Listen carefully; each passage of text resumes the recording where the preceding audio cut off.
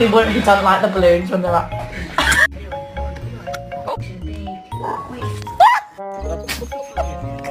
What is going on over here?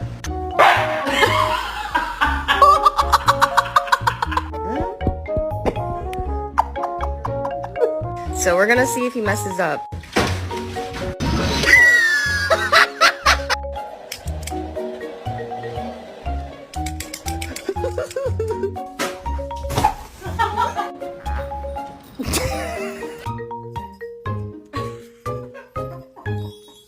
On the neighbor's house.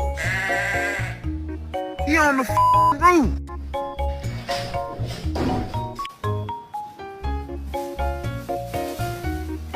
Shopping